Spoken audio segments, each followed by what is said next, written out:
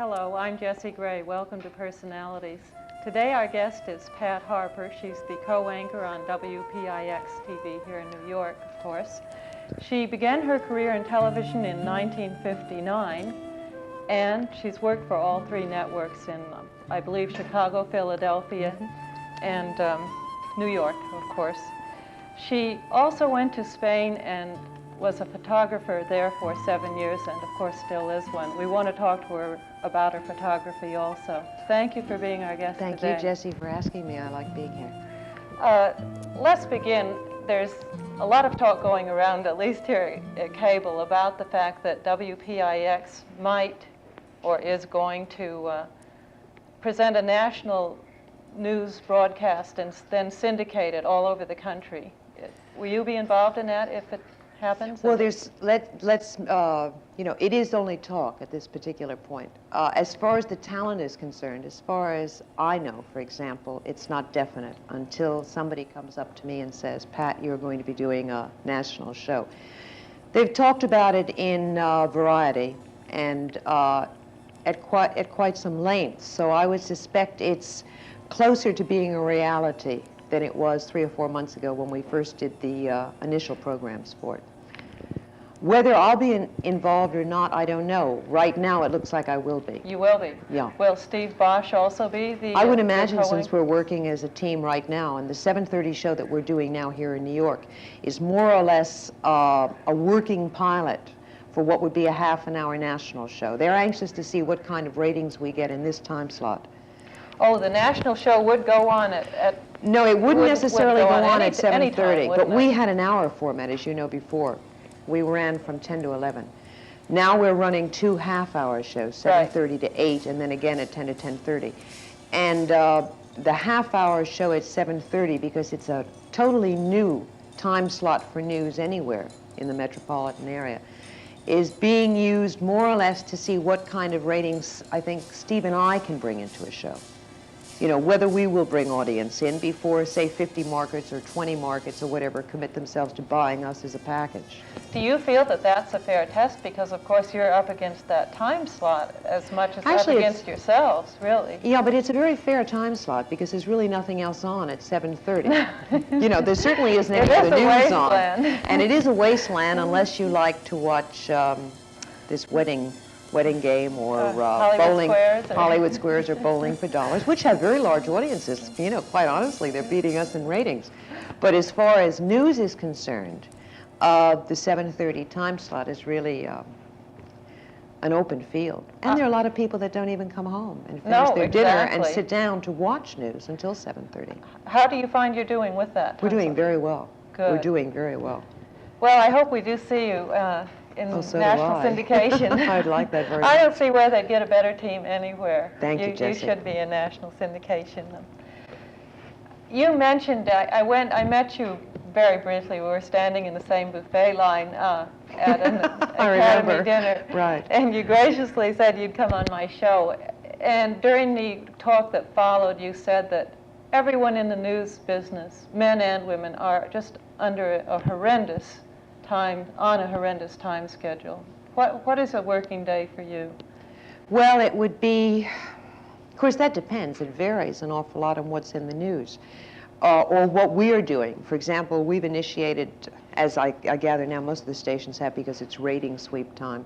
It's very important that we get the highest ratings within this period that we can possibly get. So yeah, there's a lot of special series which are obviously using subjects which will attract an audience, bisexuality or whatever. When I did my special series on New York, Is It a City of Sin, then I put in from 9:30 in the morning until I went home at night, which is 10:30 at night. But normally my hours are not that bad. I'll go into the studio at maybe 2:30, 3 o'clock until 10:30 at night, which is not that long a day. Do you have a story assigned each day? No. When you move into the anchor position, you've actually moved out of the reporting position, except for very special occasions, very big stories. Something, for example, the blackout. Steve and I both sort of split forces and went with film crews in different directions to cover that because it was such an enormous story.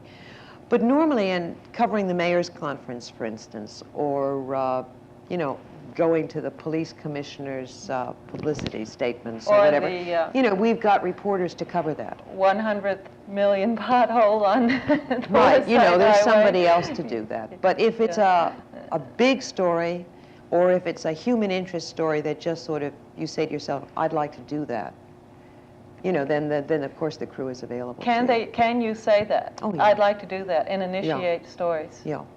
Oh, of course, you're going to have to get approval. We can't work. There are very few people in this business except Walter Cronkite that really run their own show. You know, says, I will read this, but I will not read this. We can if we've got very good reason to back it up. I will not read this because it goes against everything I believe in as far as journalism is concerned. I refuse to read it. I've done that. Steve has done that on many occasions. But as far as, you know, saying, this is the story I'm going to do, and have everybody say, oh, yes, of course. It doesn't work that way. When you did your series on New York, the City of Sin, yes. Did you have total control over that, down to the editing, the yes. writing? Everything. And everything. I had guidelines, not guidelines, but say suggestions. We got together like a storyboard of what subjects within our main subject we would cover, and who we could go see. We did, for example, swinging couples clubs, like Plato's Retreat.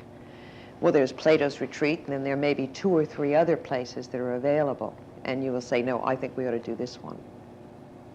You know, so that you work together. I mean, it's a team effort. You've got executive producers, editors. I mean, everybody has to work together. Did you find that New York was more or less a city of sin than you had previously thought? Well, I don't think New York is any more of a city of sin than any other city, but that it bothers me because it's my city. I'm not worried about Chicago or St. Louis. I'm worried about New York City.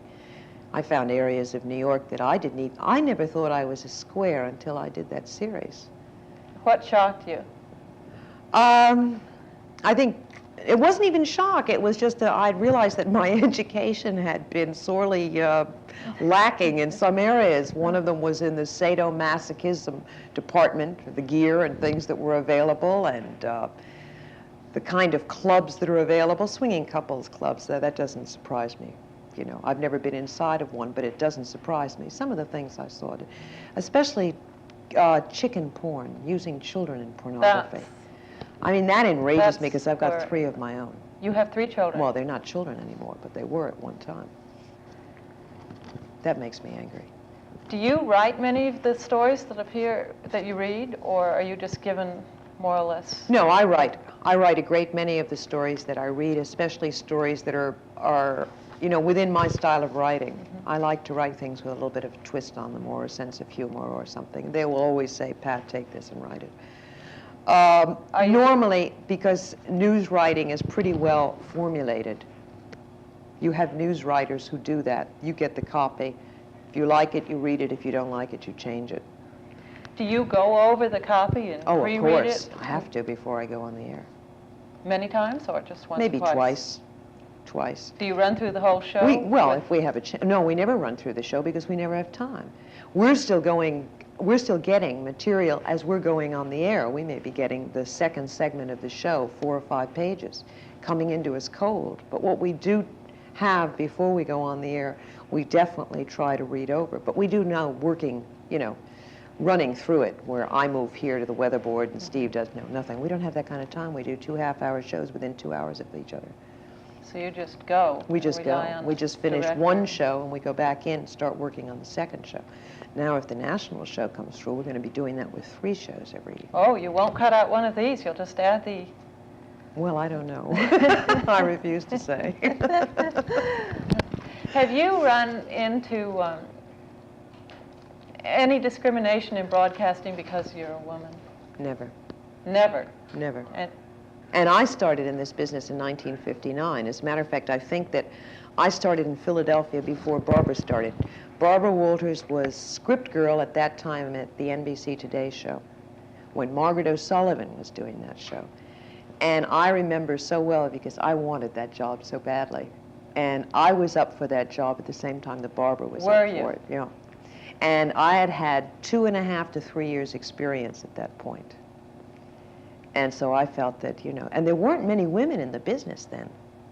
You know, there were in interview shows, talk shows, there were enough women, but not in news, and I was doing news.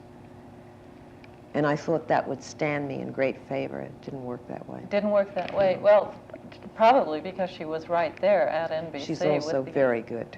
She has, her strong point is her interviewing. She's an excellent interviewer. I agree. I don't think the format that she's in now does her justice whatsoever. Well, it doesn't allow her much freedom. Well, there is no freedom. You've got to be basically an actress to make copy sound interesting enough for people to listen to. Do you feel that that's what you do when you're reading? I think I'm trying to project. You're projecting more than you would normally project when you're reading material. You're projecting something, obviously. Intelligence. Intelligence, and you're reacting to what you're reading. You're hearing what you're saying. There's so many people that you see do this sort of thing obviously are not hearing what they're saying, they're just reading it. I think there's a decided difference. Are you reading from a teleprompter or? Yes, no, from a teleprompter. Every time I go down to copy, I have to put my glasses on. It gets very clumsy. I can't see that far. Do you have rigid controls on you, or not rigid, but controls on what you wear, how you look? Say you were to radically change your hairstyle, would there be any comment? Well, the only control, yeah, there would be a comment because we have publicity pictures and we have, you know, things in the bus station and the subway station where I have short blondish hair. If all of a sudden I started to wear it black with a rose in the top of it, somebody might have a complaint, yeah. But other than that, no, I buy my own wardrobe. It's not supplied to me by the station. Do you think that sometimes being a woman can work to an advantage? Oh, of course. Because most of the people you deal with in this business are men.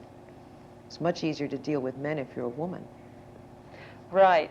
But does it not work to your disadvantage also? I have never found it that way. Or if maybe it's because when I started this 15 years ago, and I don't remember that clearly.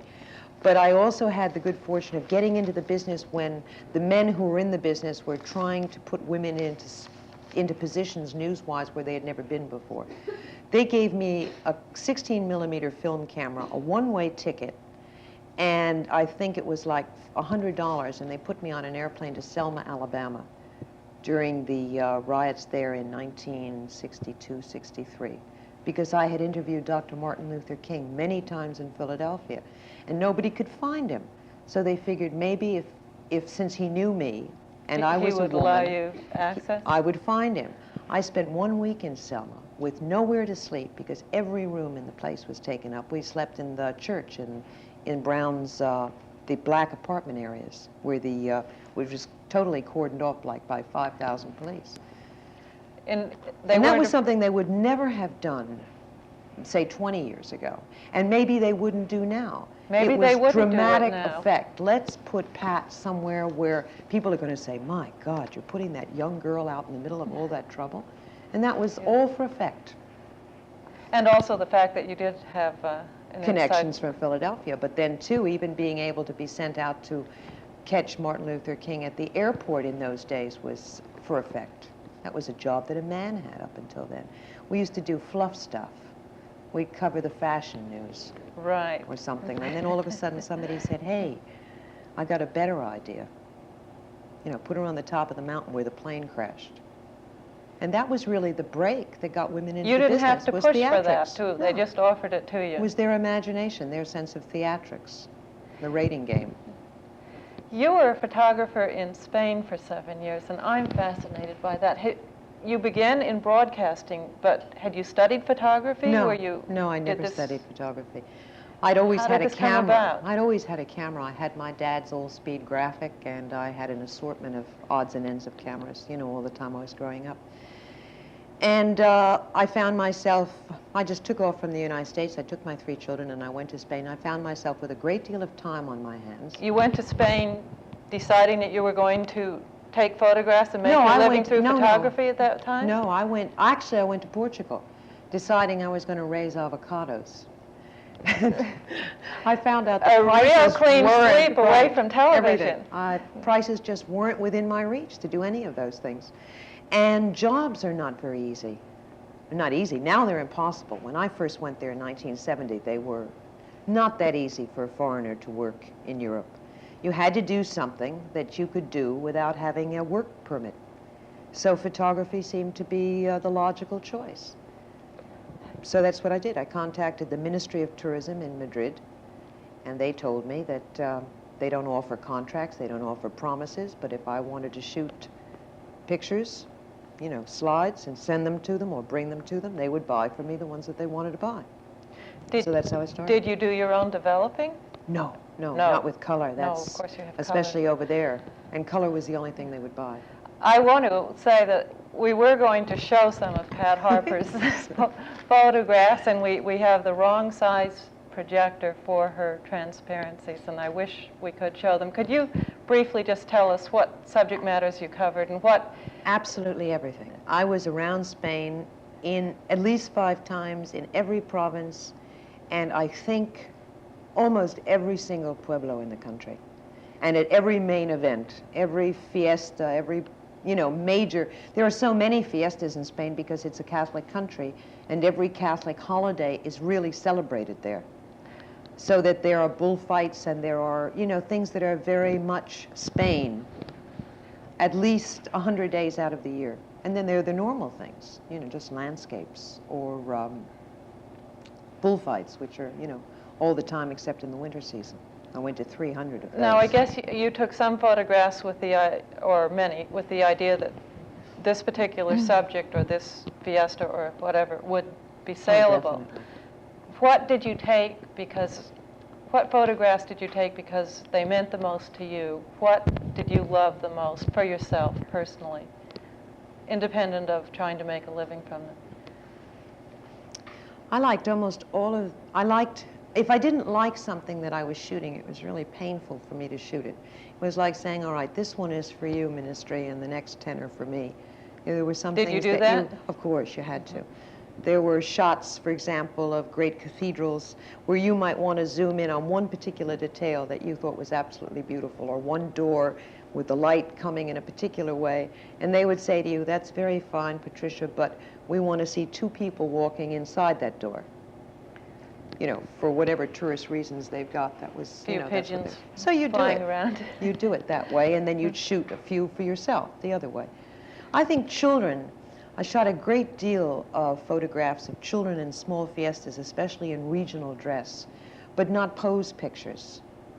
You know, just children being children, but all of a sudden, you know, in clothes that were maybe 300 or 400 years old.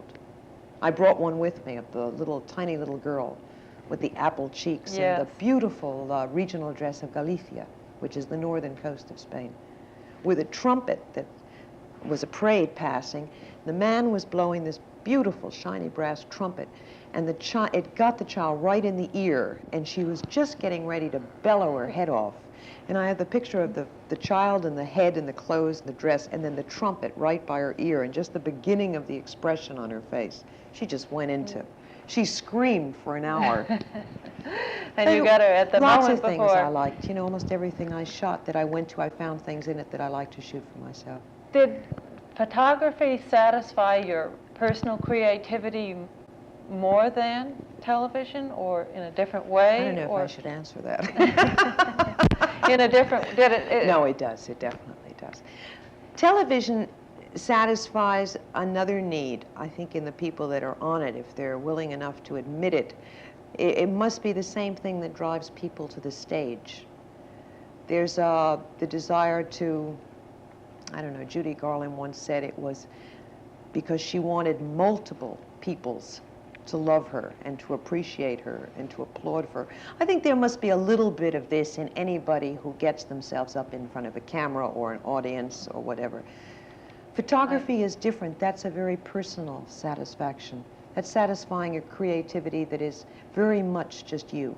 And I don't consider it an art form. You don't? No. I consider you're not creating what you're seeing. You're just seeing it maybe differently than other people see it. You're distilling a certain aspect of it, though, and it is going through you in a way, just by the way you... Yeah, but it's not as if you're painting it.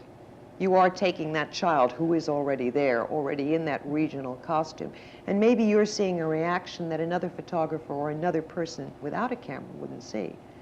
It's a very personal feeling. I know the greatest excitement was when you went that day in Madrid to pick up the transparencies.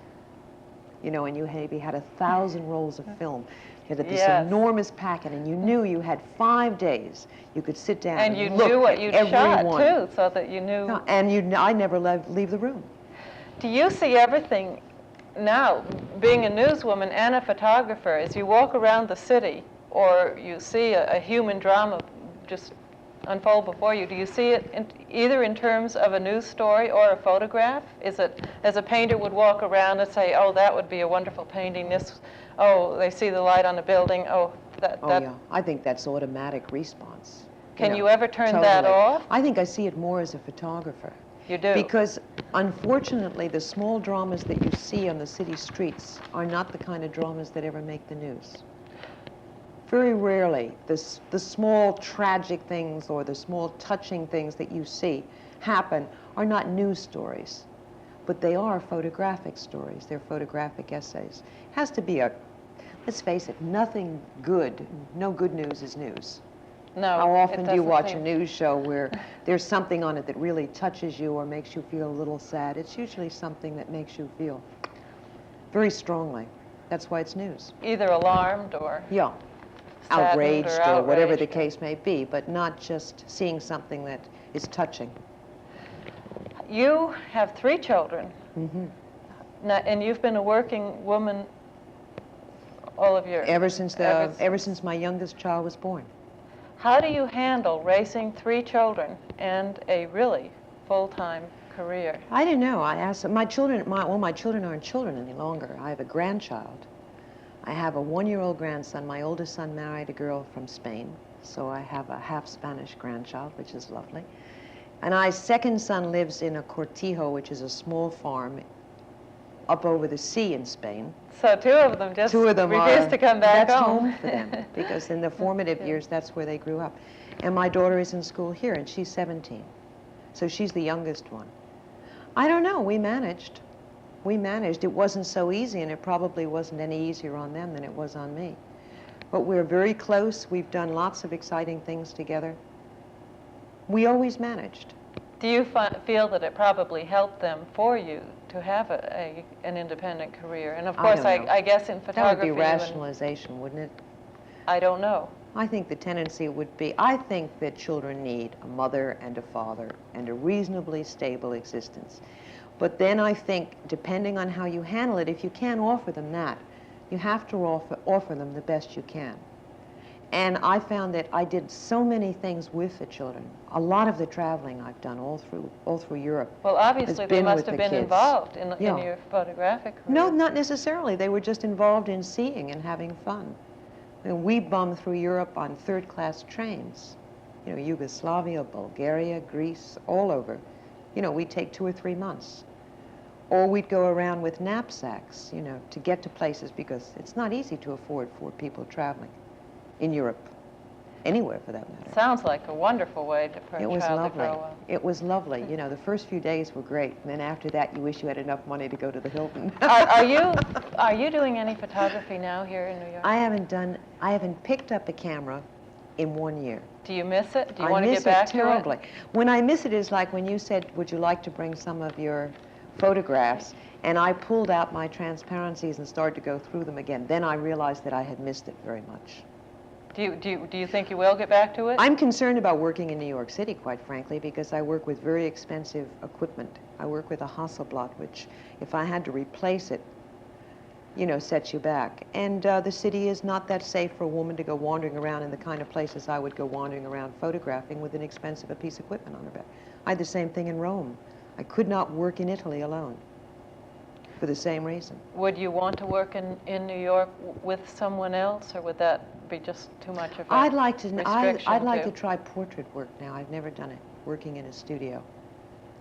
But not stylized, normal portraits. I have an idea of working with children that I'd like to try, which is not posing them. Well, I hope you'll be able to So soon, do I. because I wish, again, we could show your Thank photographs. you. I hope that someday they will be put in a book or be out Yes, so do I. I in a hope so as gallery or well. something, so that people can see them. Are you by nature an optimist? You sound like you must be, and also a survivor. You. Oh, yeah. I definitely consider myself a survivor, no doubt about it. Do you have an overview of life? You seem to have seen humanity. Through doing the news, you certainly see every kind of situation, and then, of course... I think I'm basically optimistic. I'm very optimistic about myself, which sounds very egotistical. No, it doesn't at all. I have the feeling that no matter what happens, that I can roll with it, and somehow it's going to work out, and it's going to come out all right. Did you have to learn this, or did you have to learn this by finding out that you could, even when you didn't think that you could, or? No. I didn't grow up with that feeling. I grew up with the opposite feeling, that there wasn't anything that I could do right, that I was just, my feet were too big, and I had too many pimples, and, and all of a sudden when I started in acting, and I think that's what helped so much. It was always there underneath the surface. It was the one thing I always knew I could do well. Everything else I was a total bomb at. But also when life gave you, say, a really hard knock, did you think, well, I'll be able to surmount it, or did you just find out through the process? I think you just find you do. I don't think if something really bad happens to you at that moment, you're going to say, I can survive it. Generally, we think we have the tendency to say, I don't know if I'm going to make it this time. It's not until you've made it that time that you realize you can really make it through anything once you set your mind to it. And now you feel that you can. Now you know that you can. I always look for something good to happen, and it always does. Just through anticipating it. Yeah, I think so. I think that's, like Norman Vincent Peale, the power of positive thinking. I think it works. You do think it works? I really do. I wish we had more time. Our time is up. That was the quickest half hour I've ever spent. You're delightful to talk to. Thank you very, very much for coming. Thank you, Jessie. We've been talking to Pat Harper, broadcaster and photographer. I'm Jessie Gray. Have a good